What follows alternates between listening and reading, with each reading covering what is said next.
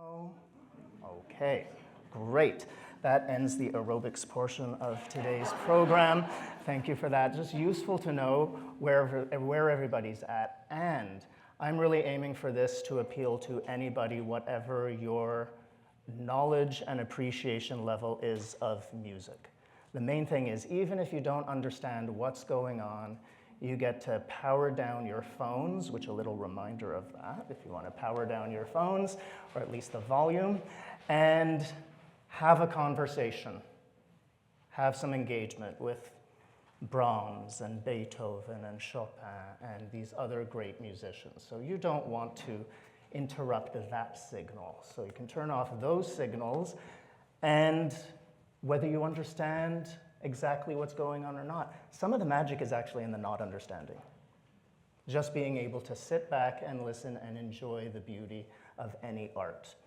And what I'm hoping is to share a little bit of what drew me specifically into older recordings and some of the magic that's in them and what it is that we can learn and how we can start to, just as we develop our taste for wine or some food and so on, just to increase your sensitivity to what it is that makes something great as opposed to just ordinary.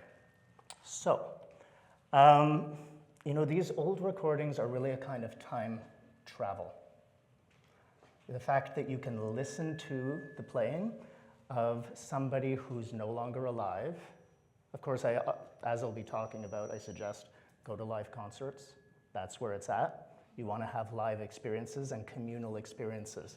And of course, that's what we're having today, right? You're sharing a musical experience, and at a time when we tend to be in front of screens a lot and engaging through music electronically, having a real life experience and having that be communal. There's several levels of engagement there that I think can make the experience a lot richer.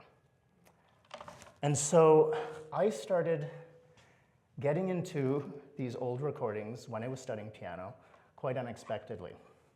I was learning a piece of music and thought, well, I should buy a record to hear how to play it well. And I bought this expensive, back in 1984, $10 was an expensive European import. And I put it on and I thought, I don't think it's very good. And I took it to my piano teacher and she said, you're right. The playing doesn't sound really great. And when I took it off the record player, she said, oh, look how thin that record is. You should see my old records. So we go to her hallway closet, and she starts handing down these old records. Now, I knew that old records existed, but I realized I had no idea of when the technology started, right? Like, did Beethoven make a record, or did Chopin make a record, or Liszt? Did any of them make any of these old cylinders or early scratchy discs that span at a high speed? And then she hands down this one set, and she's like, oh, look, Rachmaninoff plays Rachmaninoff. And I thought, wait, composers recorded? And that's when I realized, like, there's a whole world here that we should explore. And how is it that I'm studying piano and I don't know this?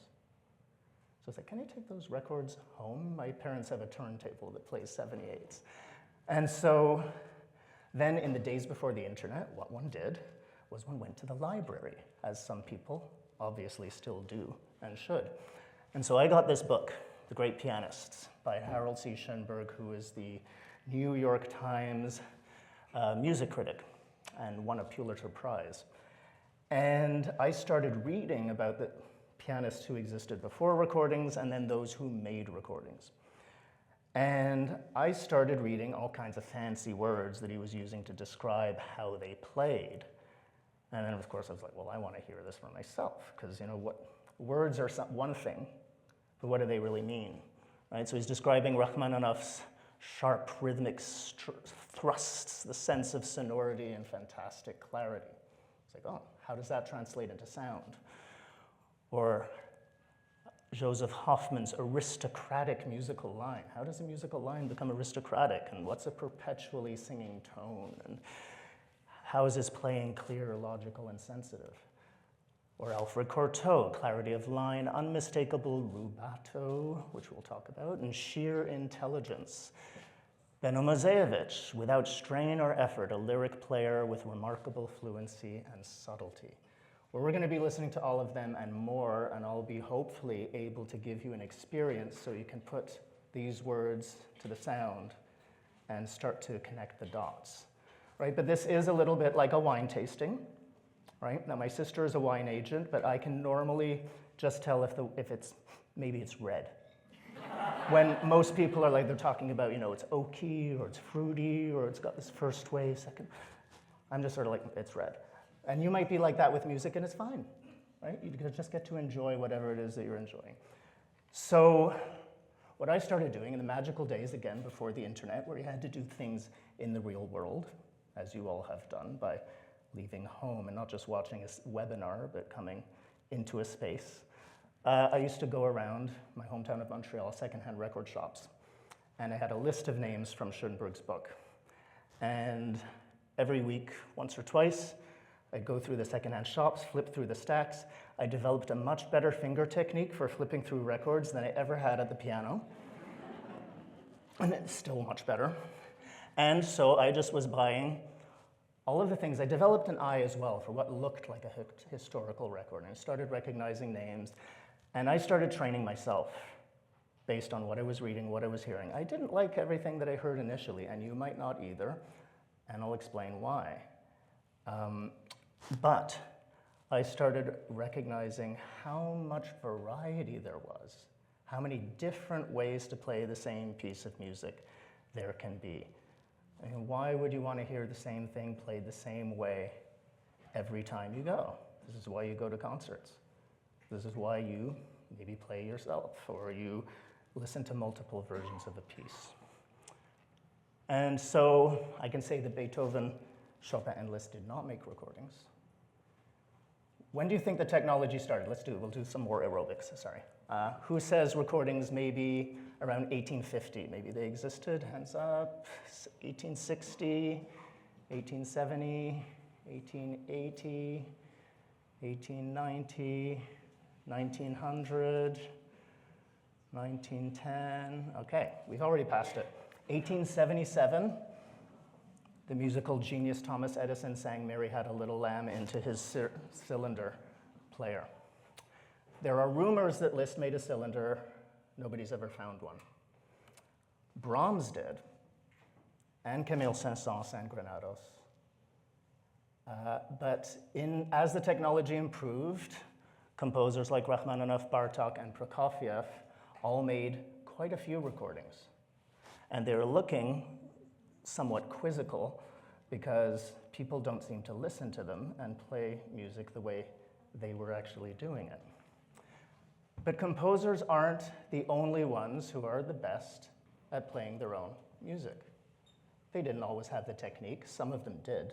The three of them were actually great pianists. But we have musicians who worked with composers who were also wonderful exponents. And a lot of the composers appreciated different ways of approaching their music, which also shows that we want to have some individuality and some unique perspectives on how to play this music. And then there were pianists who didn't necessarily train with any composers, but they just were well-trained, they were musical, and they knew how to bring music to life in their own way. So everybody you've seen there after Beethoven, Chopin, Liszt, we're going to be listening to today. And we're going to start with Brahms very briefly, because the 1889 cylinder was played and played and played so much that you can hear almost nothing. And so I'm not going to torment you by making you listen to 45 seconds of hiss, but you will get to hear Brahms's voice and a few notes maybe, but it's dubious.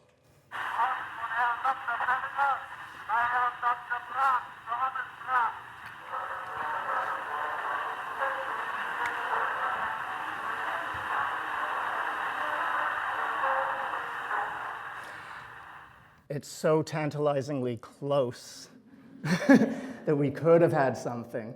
And if you listen about 20 times, you might be able to make out a few notes, but there's much more musical richness to get from listening to pianists who Brahms worked with. But when it comes to other great musicians, there's a lot that we can learn.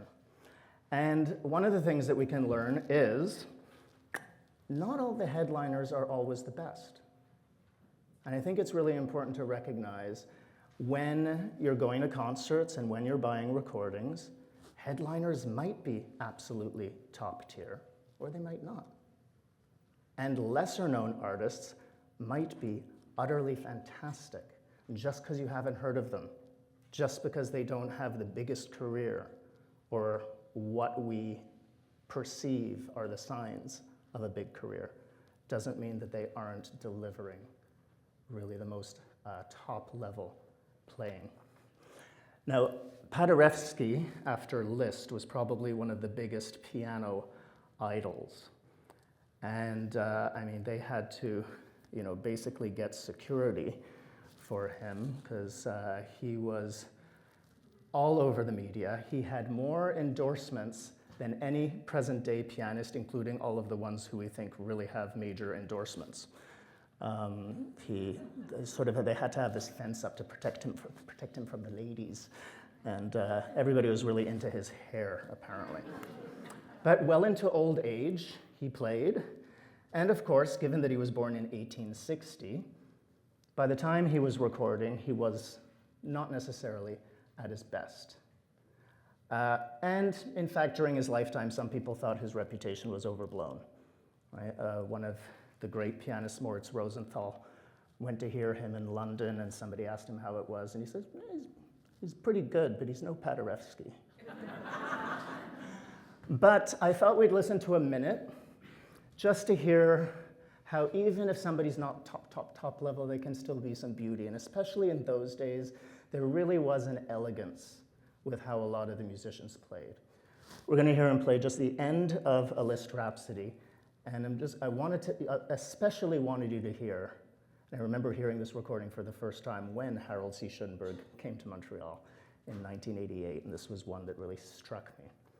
And he's going to be sliding up and down the keyboard, but each note glistens. And even though this is a primitive recording, where it's not as high fidelity as all of the other ones that we're going to be listening to today, you can still hear the beauty and the elegance. He's not just trying to show off. He's doing these slides with beauty. And then things get a little wild and woolly, and he can mostly keep up. It's still pretty good. Let's listen to him for a minute.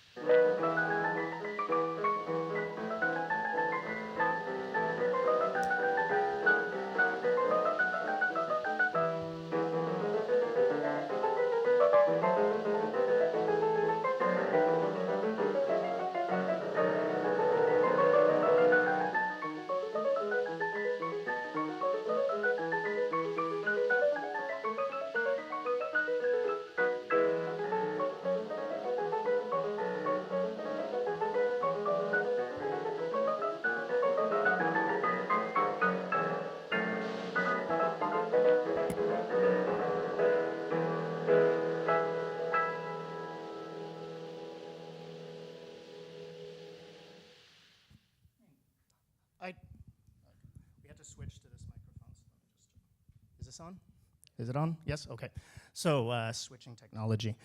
Similarly, by the way, that was recorded without a microphone, so not just like I'm now using one of these. Before 1925, have you ever seen those photos of, those long horns? It's like the one that was attached to the gramophone. That's what magnified the sound, so there was less fidelity.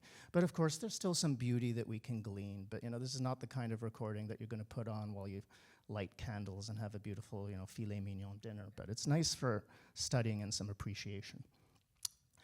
Ilona Ibenschutz. Now, this is one of the names I first came across, and there's a really fascinating story behind her, and I'm actually going to let her share some of it with you. So this is where some of the magic of the recorded technology and its preservation really comes into play. She retired in 1903. She lived until 1967. She was one of Brahms's favorite pianists. So she made some records in 1903 that sounded worse than the one that you just heard, but a little bit better than Brahms. But her playing was magnificent. And there's about an hour of private recordings, which some people have. And she also, in 1952, did a talk on the BBC about her experiences with Brahms.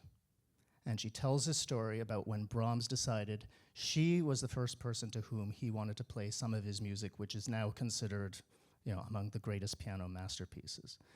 And then she played on another piece of music by Brahms, and the way she plays is absolutely nothing like what we hear now when people play this piece, which really begs the question, if things 20 years later, 50 years later, 100 years later, people were not playing that way, how far off the mark might we be with music from 150 years ago, 200 years ago, and so on? And so I'm going to let you listen to her directly tell this story. And so just keep in mind the magic of the fact that here we are in 2026, gathered together, listening to the voice of a woman in 1952 who's talking about a story with Brahms in 1893. There was still a greater, unforgettable pleasure for me when in 1892, one day after dinner, Brahms said, "Oh, I want to play you, well, a few exercises which I have just composed." He just tried the piano and then began to play the G minor ballade, intermezzi, the Rhapsody in E flat. In fact, all the Klavierstücke opus 118 and 119. He played as if he were just improvising, with heart and soul, sometimes humming to himself, forgetting everything around him.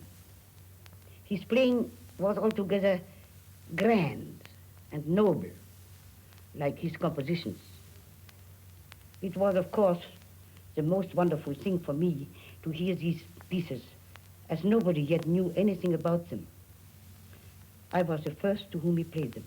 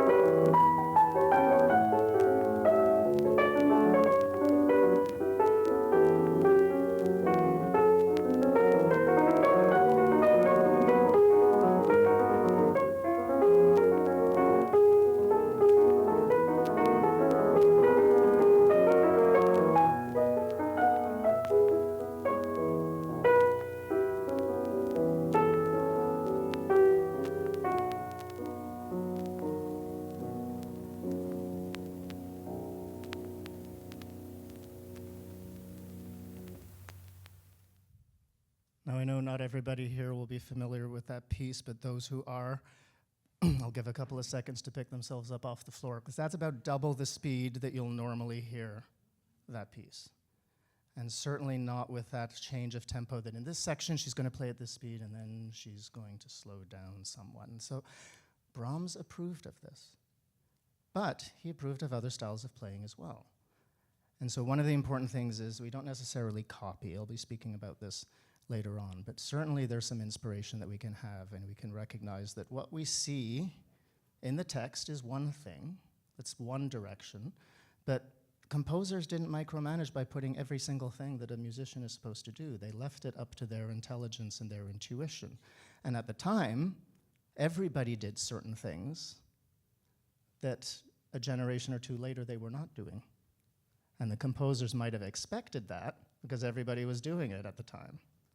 And so they didn't think, oh, maybe in 50 years people won't be doing this, so I should put this down just in case. So this is some of the value of these recordings, that we get to actually really with our own ears. I mean, you're listening to somebody who played for Brahms, and we know that Brahms loved her playing. And there are other pianists who were in the same camp. But we're going to move on to Alfred Cortot, who fortunately did really embrace recording technology. A lot of them didn't.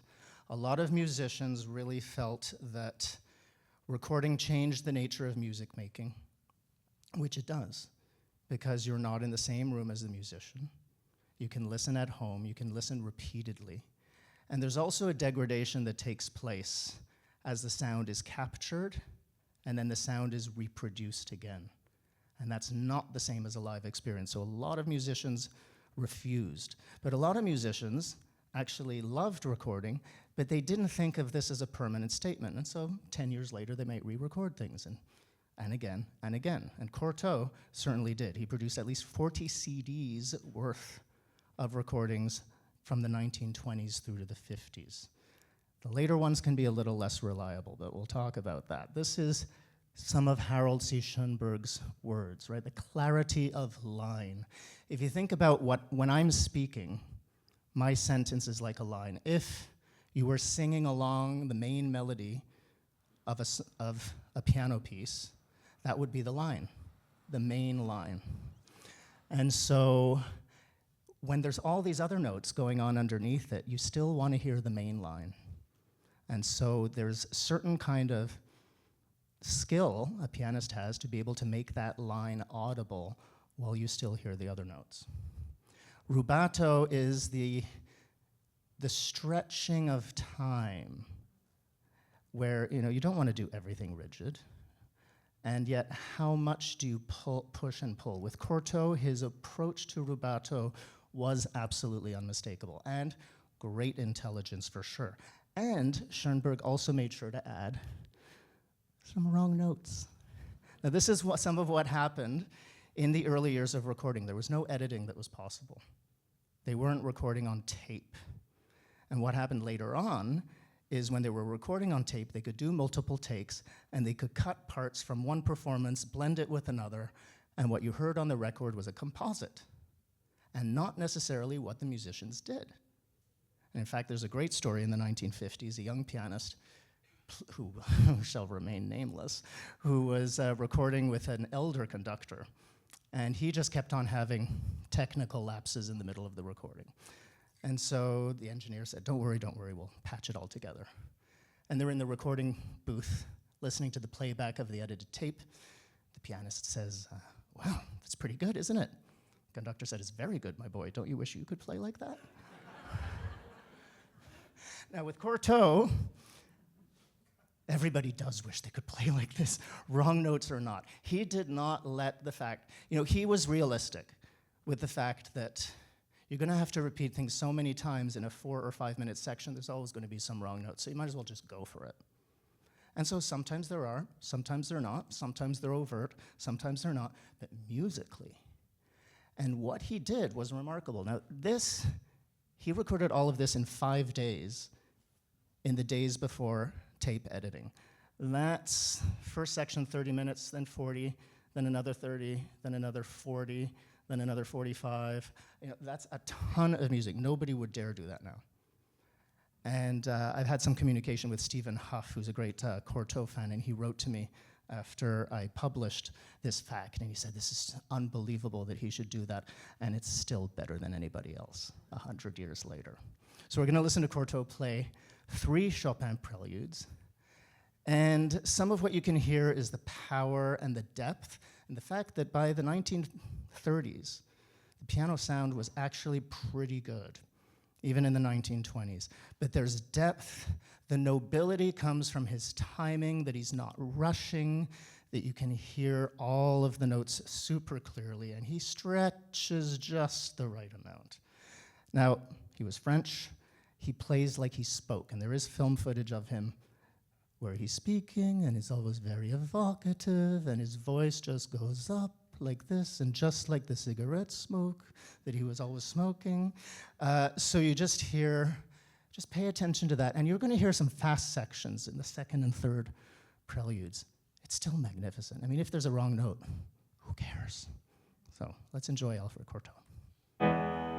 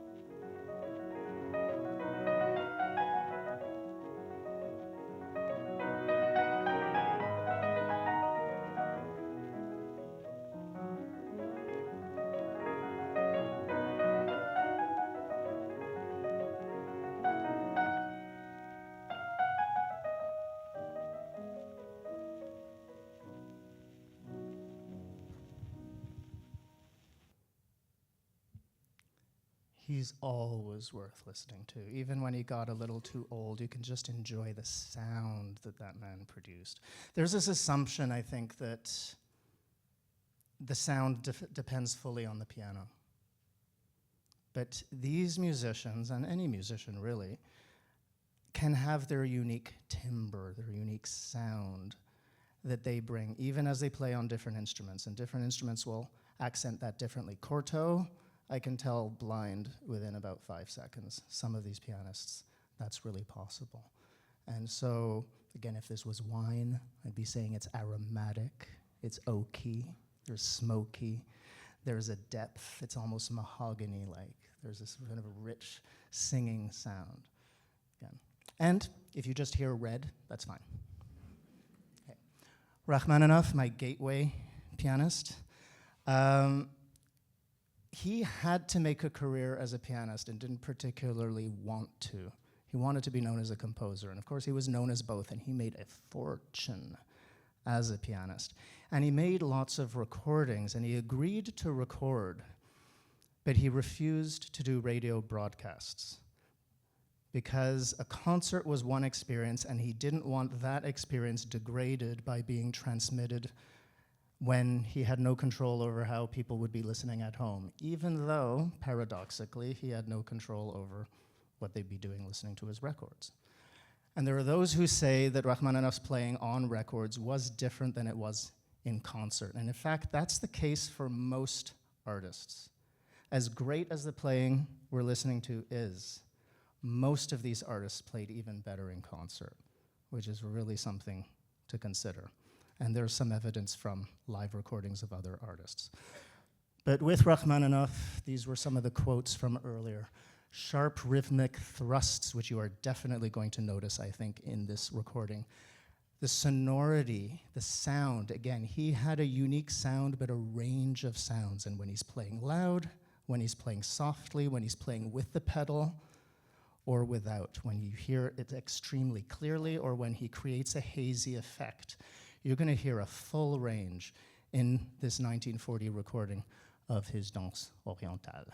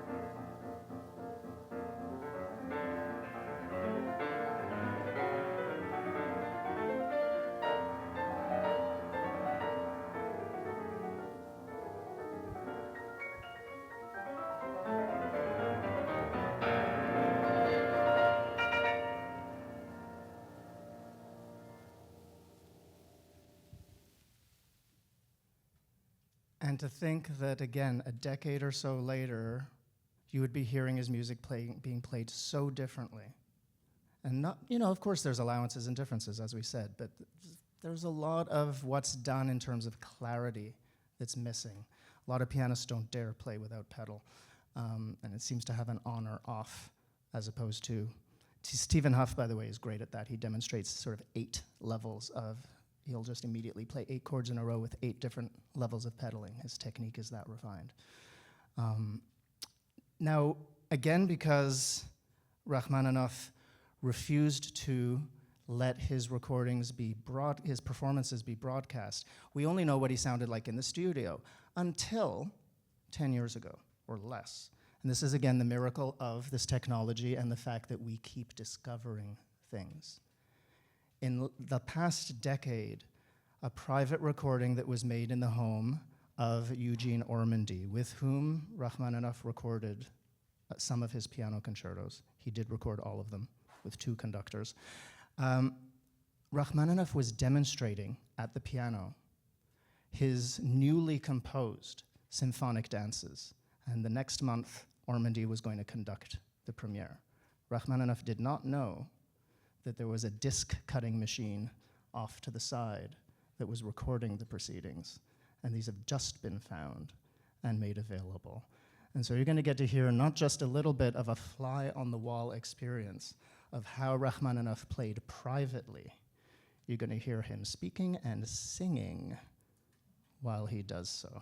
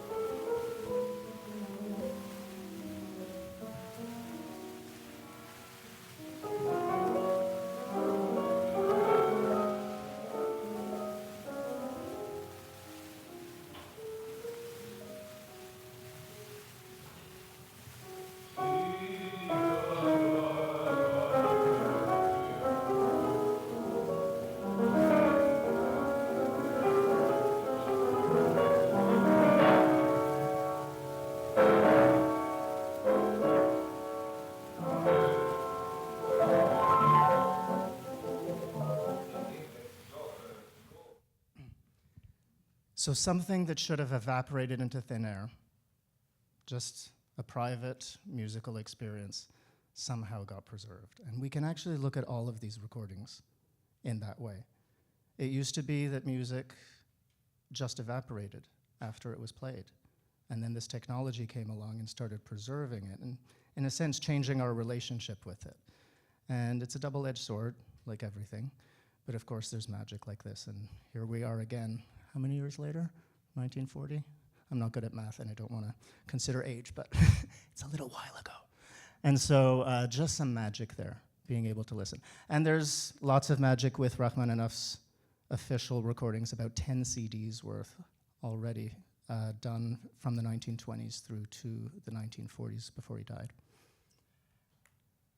And again, as I said, composers were open to different ways of playing. And Benno Muzewest was friends with Rachmaninoff. Of course, he idolized him.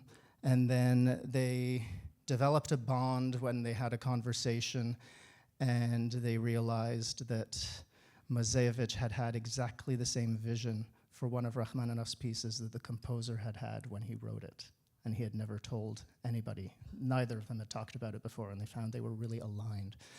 And Muzewest also had this real unique style. He was elegant and noble, and it didn't matter what he was playing. Nothing changed in terms of what he showed on stage. Now again, there's this mistaken notion that the pianist needs to show what they're feeling on their face as they play. There's enough going on with their hands and their arms and the pedaling and keeping track of everything else than needing to also coordinate to do a little ballet of facial gesticulations. So Muzewest is a real example of this, and there's some great film footage of him as well, which if we do another episode of these just on film, we could do that. But I wanted you to hear what he himself thought was his greatest recording.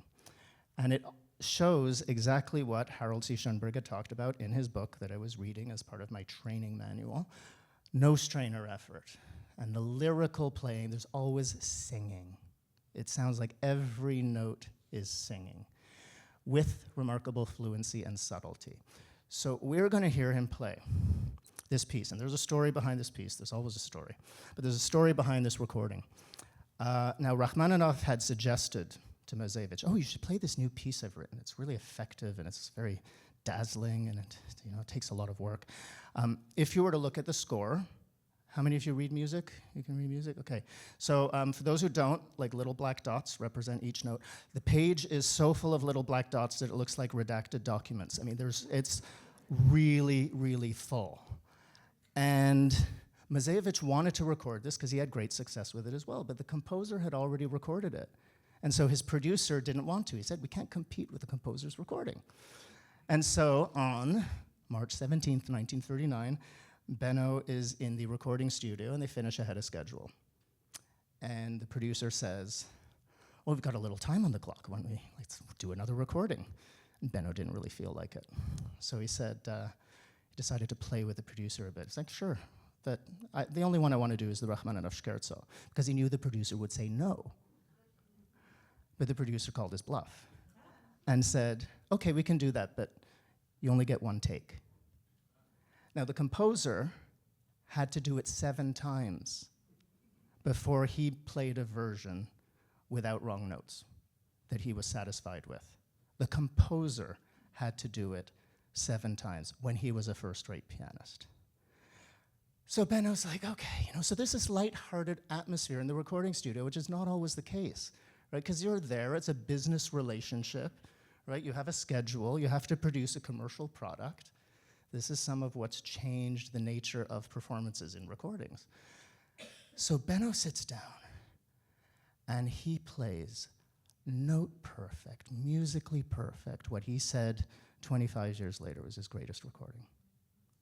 And fortunately, it was preserved. So this is just like those concerts where something maybe almost didn't get preserved and just disappeared into thin air, but circumstances aligned for things to capture this performance.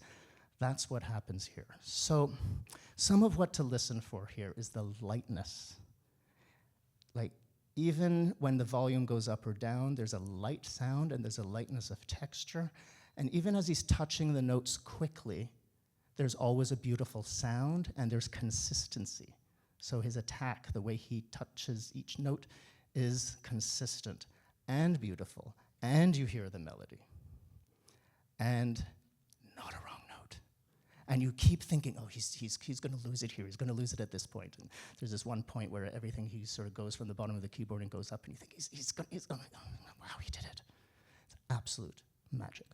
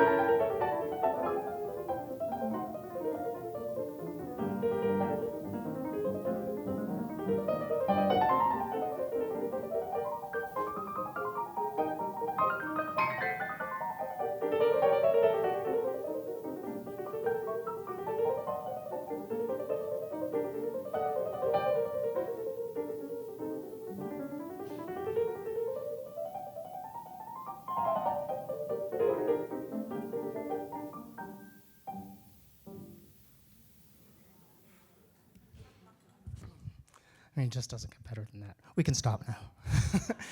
Just each one just gets better and better. But Benno is in a class of his own, always worth exploring. And again, we're fortunate that we have a lot of recordings of him. We don't have a lot of recordings by this one, and this is a fascinating and unfortunately tragic story. This lady was a phenomenal pianist who studied with a Liszt pupil. And Claudio Arau, who some of you will know, she walked him by the hand to his first lesson with the same teacher. And her career went great, and then it fizzled, and so she went back to her native Chile. She was living in a house with a dirt floor and got called out of retirement after the war. And then these admirers said, we should book a recital with you at Carnegie Hall. And she's like, you're going to lose your shirt. Well, nobody wants to hear this old lady. And 54, not that old. But they went. It was packed. It was a sensation. They recorded it. And she went home and was bitten by a mosquito or some kind of insect that had sleeping sickness in it, and she was dead 4 months later. And this, again, it could have just dissolved into thin air, but this impresario had it privately recorded. Now again, the microphone captured the sound, and then it reproduces the sound, and we're gonna hear a lot of volume and some volcanic blasts. The New York Times music critic made a point of saying she plays with power, but she does not bang. And so that was in the newspaper review, so it's worth remembering that as you listen to this, if you think it's banging, it's not. But I think you'll recognize the volcanic power and intensity that she brings.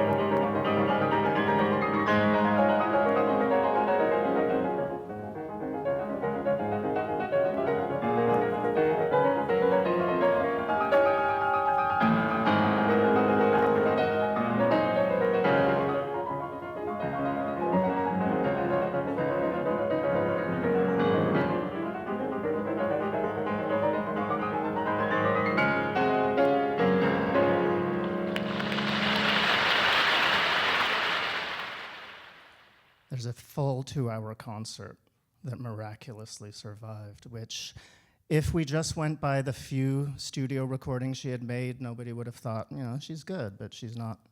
There's nothing like that you hear in her official recordings, and this is just a miracle. Again, but this is also why you want to go to concerts, because there's things that don't get recorded, and you never know what kind of magical experience that you can have. Now, Cifra was another one who talk about technique. And technique is more than just the notes, but that's part of it.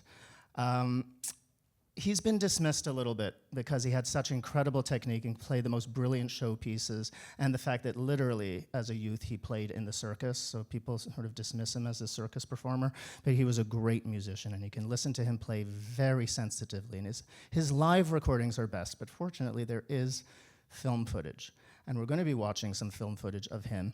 And there's a little scenario that I should set up, though, because professional pianists also could not believe what it is that he was doing. And one of his Hungarian colleagues was going to hear him for the first time at this bar that he played at in Hungary.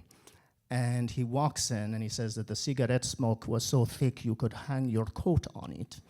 And so he couldn't see what was going on. And he said, who's the second pianist? I said, there is no second pianist. This was a professional pianist who said that. And so we do have film of him, and even though we are pleased to offer you a smoke-free environment here, you're going to notice that actually you can't also see fully what's going on because he moves too fast for the film technology.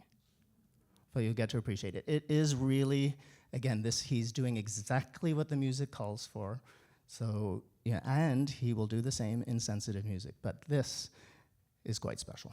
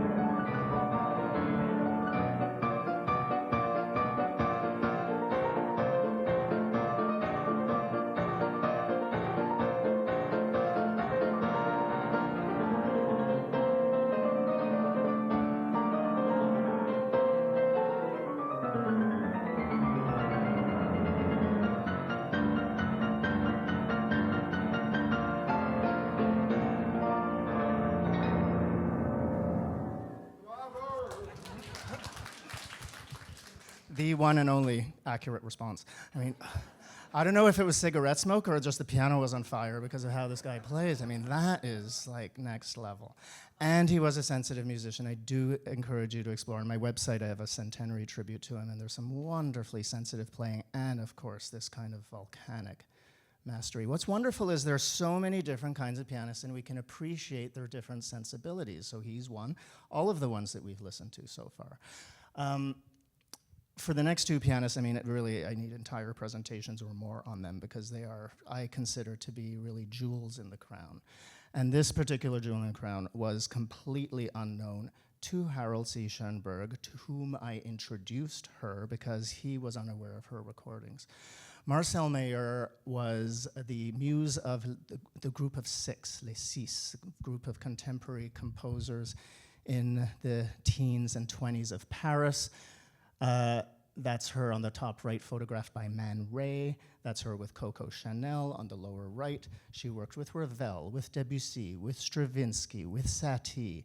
She produced 7 CDs worth of recordings, and none of them were available for a quarter century after she died. And most people had never heard of her. So when I got enamored with her playing, I sent a cassette to Harold C. Schoenberg, and he wrote back, and he said, "Oh, thank you, I'm going on a trip, but I'll listen when I'm back." And then the next day I get another note saying, "I couldn't wait. I am in your debt." Lovely, elegant, poetic, refined. I mean, she really is just one of the most astounding pianists. So one of my missions has been to make sure that as many people know about her as possible. I had the opportunity to meet her daughter and her granddaughter in Rome, and we're going to listen to her. Now, you're looking at her in 1917 in American Vogue. In 1917, she played an Eric Satie premiere where Debussy was in attendance. Do you know Debussy? Kind of famous composer, right? And he said, "I want to work with you on how to play my preludes." And then 40 years later, she recorded them, and the label went bankrupt. And so it never came out until 1989, when her daughter found the record. And this is just magic. I mean, we talk about technique. You know, the technique that Sifra had, that Muzewest had, they can be applied in different ways to different music. And so when she's playing Debussy, she's using that to produce a beautiful sound, to watch how softly she's playing, the quality of sound as she's louder. Her pedal technique is impeccable. And so there's this haze. So you're going to hear cloudiness, but it's never too cloudy. So there's still clarity. And pay particular attention towards the end where she'll play a cloudy section and then she plays a bass. And just the sound shifts back and forth. And the resonance and the deep sound of her bass sonority is incredible.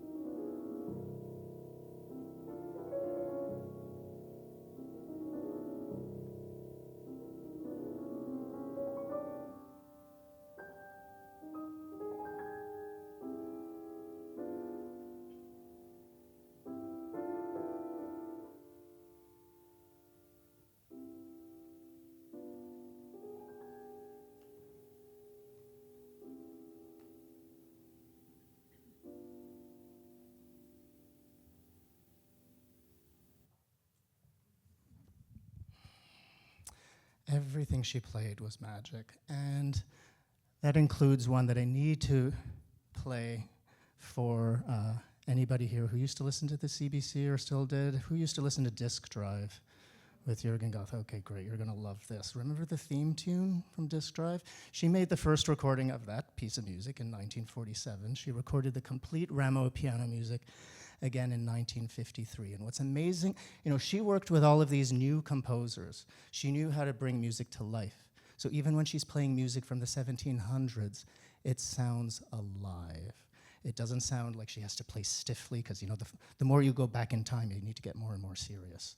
And they were living in black and white back then in line drawings, and it's all very everything flows. When she has a trill, you don't know where it starts or where it ends. Everything is singing.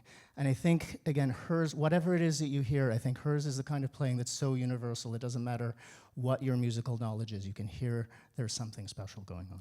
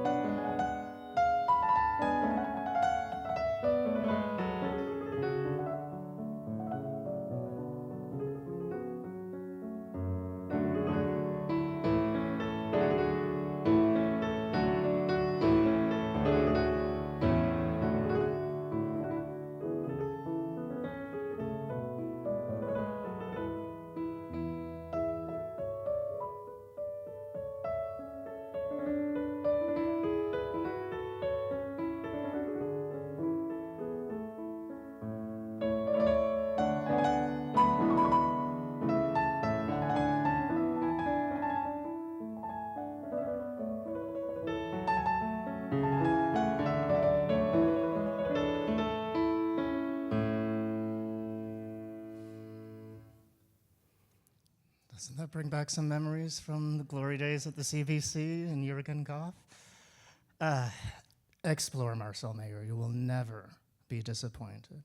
You will also never be disappointed by Dinu Lipatti, who left behind only 3 hours of recordings. He was considered by most pianists in his generation and every generation since as the ideal. And he appealed to a ton of musicians of different sensibilities.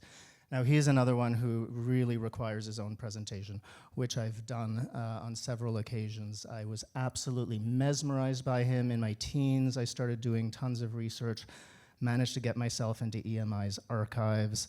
I ended up finding, through my research, I managed to add 3 hours to his discography based on live recordings. The Romanian Cultural Institute invited me to speak about him. Definitely a topic if we're going to continue this kind of thing.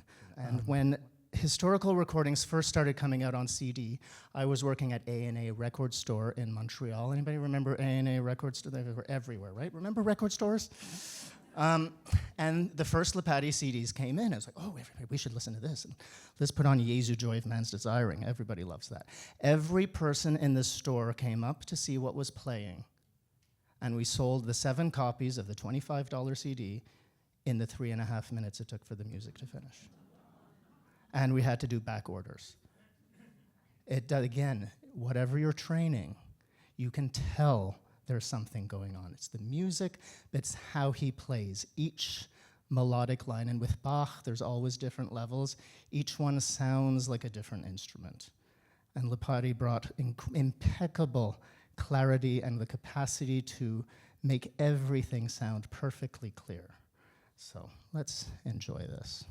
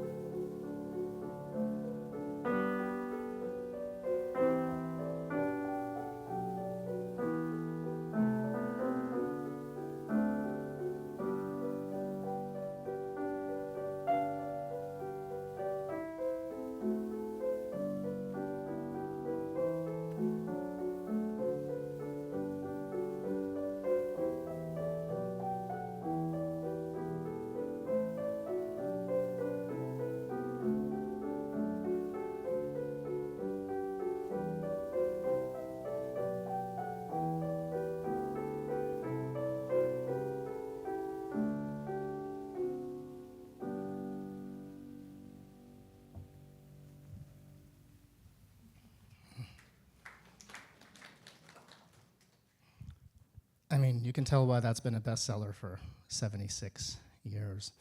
Now, I've got a bit of Corto's tempo rubato here, and I'm looking at the timing. I can be very fluid with timing, and yet I would love for us to listen to one more piece before we conclude. And this is of Joseph Hoffman, who, now many people think Lepati was perfection plus. There was a chapter that Harold C. Schoenberg wrote about Hoffman that was perfection plus. And what's interesting is there's so much freedom that we, from our vantage point, will hear in Hoffman's playing. But in his day, he was seen as a little bit cool and objective and clinical. And you listen to this now, you think, man, they thought that was cool and clinical? He sounds like a lot of freedom. And I decided that we should listen to, again, Hoffman on record was one thing.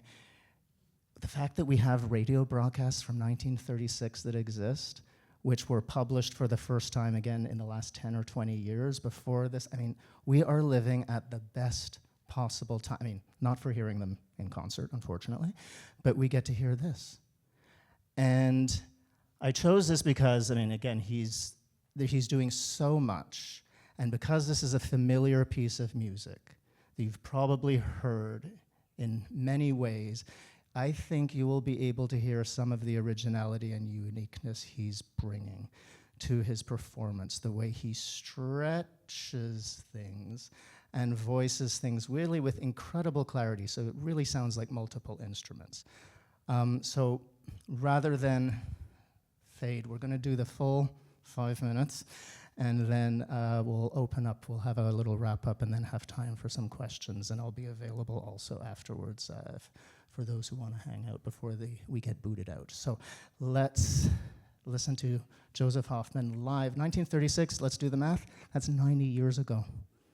A radio broadcast from 90 years ago. And this is where we really hear that singing sound that doesn't even sound like a piano.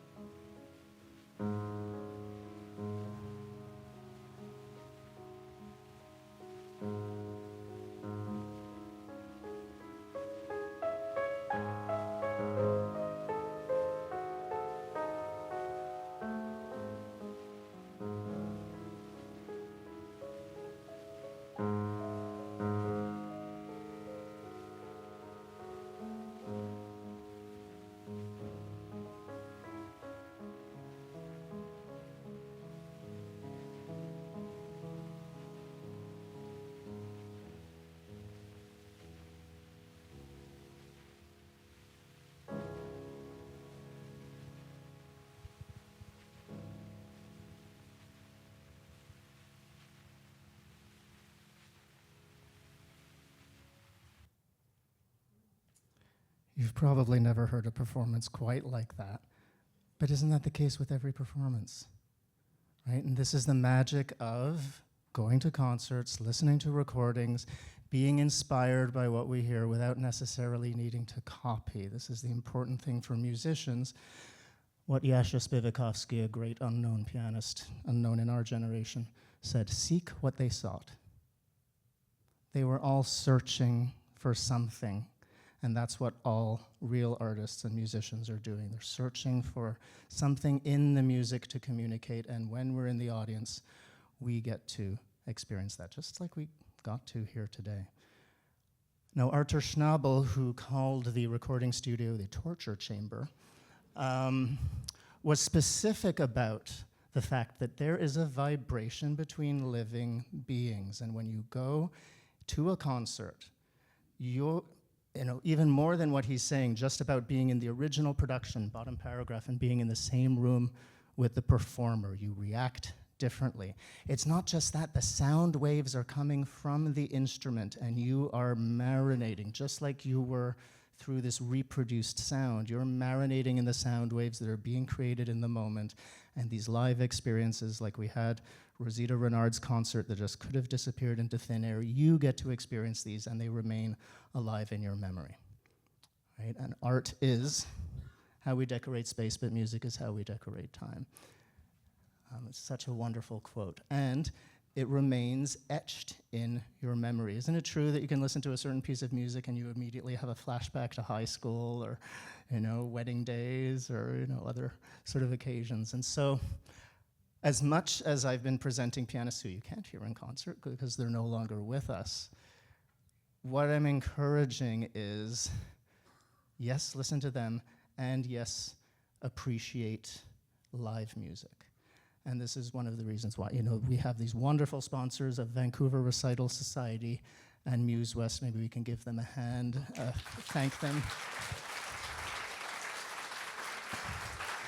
And how many of you are here because of the Vancouver Recital Society? Okay. How many of you are on Muzewest's mailing list? Okay, so we have some new people here. We've got a table set up over here with some flyers of their upcoming concerts. VRS has graciously offered 20% off tickets to their next 3 concerts. There's a real headliner playing at the Chan Center next Friday on May 1st. And this code you can redeem online, you can call the box office, you can speak to the staff here. Muzewest's final concert of the season happens to be tomorrow, and so, and it's just up the road. So you can redeem the code VPL50. Avon, put your hand up so you can go speak to Avon as well. He'll be at the table. Also, he'll be at the piano tomorrow. So please do support. If you didn't take a picture or note down these codes, if you registered, I will email you these codes. Thanks for that. Sorry, I forgot to say that. Yes. So the codes will be emailed to you so you can click more easily, but you can also speak to the lovely staff over here. If you're interested in what I do, you can just check out thepianofiles.com. Again, that's going to be in the email. I think it was already linked in the email that you received. And I'm on all of these other websites. And we actually do have a couple of minutes. Even there's an encore that's ready, perhaps, but I think we should open up the floor to any thoughts, comments, questions, or reactions. Yes. Thank you. Yeah, this is fantastic. Thank you so much. Thank you. Why is it nowadays, with all the technology there is, we can't get recordings like this? I mean, just take more like fifth songs in the 50s and 40s, Doris Day, Frank Sinatra. You can hear as clear as a bell the words they're singing. You take Taylor Swift, you can't make out a word. So, okay. I've been on a soapbox about the same thing, so we share a real passion about this. I think, honestly, the peak of recorded piano sound was 1950s EMI Abbey Road Studios. Those recordings were unbelievable. They had an incredible piano, which did sound different under the hands of all the great pianists, including Lipatti and Cortot and Schnabel and Muzewest. They were all in the same studio. I don't know what it is with engineers, that they're somehow, a lot of them are not quite as musical. I don't know why you need to stick a microphone into a piano, as I've seen done, or underneath, or in all these places where you wouldn't stick your head if you were at a concert. One of the great recording engineers who did work on Lipatti's and some other recordings, he was adamant that you just needed 2 microphones placed apart the same distance as your ears at a certain distance from the orchestra or conductor, and that's all you needed for perfect sound. And decades later, he was revered as one of the all-time great engineers, and unfortunately, people are not doing what he said. So I don't know. There's also the fact that, pay attention that you are listening on a great sound system here. If you're listening at home on earbuds or your phone or your computer, there's another level of degradation. We have this incredible technology that allows us to have this, but the playback mechanism has gotten lower and lower and lower. So, you know, good speakers and good sound systems also make a big difference. Yeah, I know. I'm on. Sorry. And good pianos, which, you know, fortunately, again, we do have in Vancouver. We have great pianists and pianos as well. But in terms of recorded music, it's I'm on a soapbox about that as well. Yeah. Yes. I have a related question. Yes. We've been listening to historical recordings. Mm-hmm. If I went on Tidal or something, maybe some of them have been effectively remastered or cleaned up. What's lost? Great question. So I was also struggling, like, okay, which remastering of Lipatti or Muzewest or Cortot am I going to use? Because I have them on 3 or 4 different CD companies that use different filters. And the challenge is, if you remove all of the scratches, you miss out some of the higher frequencies. Already, there's always a degradation. There's always, with whatever remastering you do, with whatever filtering you do, you're going to lose something. And so that's one of the issues. You know, if you listen to, actually, if you have a really good 78 turntable and the right needle, but the needle on the record, there is almost no noise. And the resonance, talking about piano sound, you listen to a 1930s or 1920s like Cortot here, those recordings on the 78s, you think the piano is in the room, which is not the case in modern recordings. But the remastering, again, and the digitizing, what gets lost is, digital is, you know, the sound waves are square, and waves are not. So there's always some rounding off and a little bit of edge that gets added. So there's no perfect technology, but this is also why a lot of these artists just didn't want to record at all. Because they said, that's not what my sound is like. And so it's always a double-edged sword. So, you know, that's for me always searching, you know, which label and in which case, which recordings are going to sound better. It varies. Any other questions, Leela? I know that you had a limited amount of time and there's just an enormous amount of pianists. Yeah. But there are 2 that I would have loved to have heard more about. Mm-hmm. One of whom was a bec noir, or they were opposite end of the spectrum. Mm-hmm. Annie Fisher, Yeah. the pianist you showed us, the Hungarian Chifra. Yeah. And the other one, of course, was, oh my God, her name just gone out. She played during the war in bomb shelters, Myra Hess. Yeah, I was, it's always a struggle. I mean, this time, and I was looking, look, I could do 1-minute excerpts and then I could do more pianos, and I wanted to give you some, you know, more of an opportunity to have some complete musical pieces. I mean, there's so many great ones. Annie Fisher was a great Hungarian compatriot of Cifra, and also not offering you a smoke-free environment. They used to call her Ashtray Annie because she, and ask her, please don't leave your burning cigarettes on the side of the piano. And she came to Vancouver, she's phenomenal. Always a great one. And Myra Hess, whose Bach arrangement Lipatti played, phenomenal. I mean, it's just, and she hated recording as well. I mean, there's an interview, I was thinking of having her in, and there's a recording, you know, an interview where she's just like, I hate all machines. And, you know, it's just, it kills the music. And again, you listen to her in concert, completely different artist. Next presentation. I think we need one on women pianists as well, because we need, you know, Marcel Mayer, Annie Fisher, Myra Hess, Rosita Renard, and all of these. I mean, there are dozens and dozens that it could feature. Yeah. I agree. There's always somebody left out. This is why I haven't written a book. There's always going to be somebody left out. Anybody else?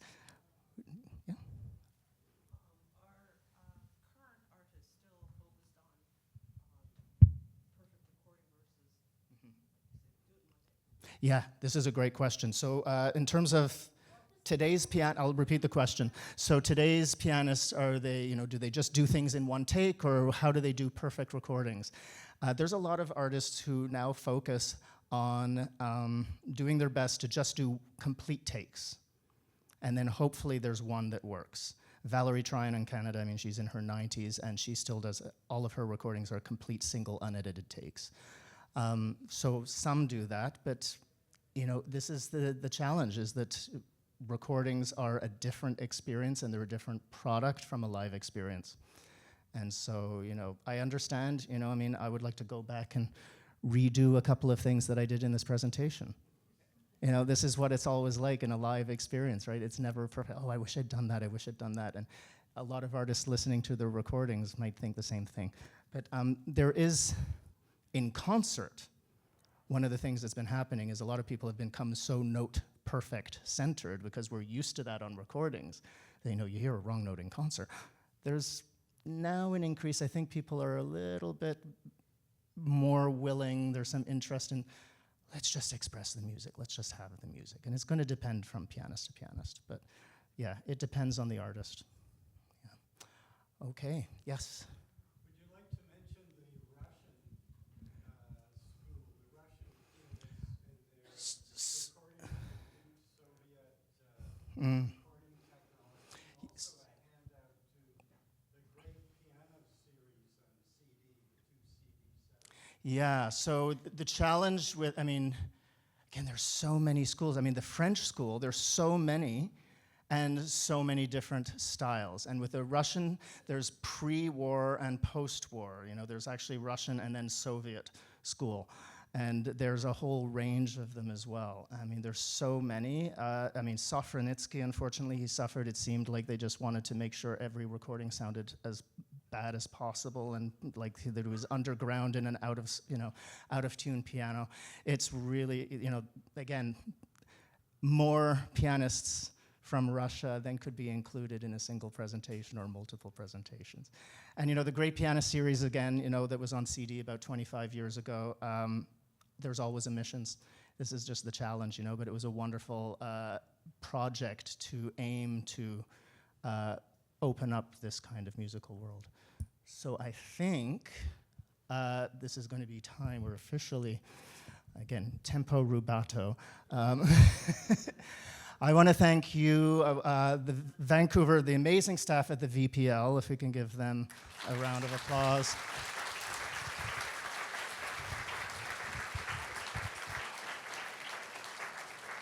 And the good folks at Vancouver Recital Society and Muzewest Concerts for making this possible also.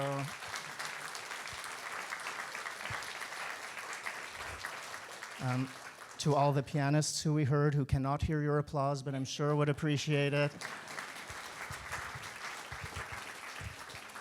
And I would like to thank you also for, again, taking time out of your Friday afternoon to spend time in communion with each other and these artists. And please, let's keep this alive here in concert and whenever you listen. Thank you so much.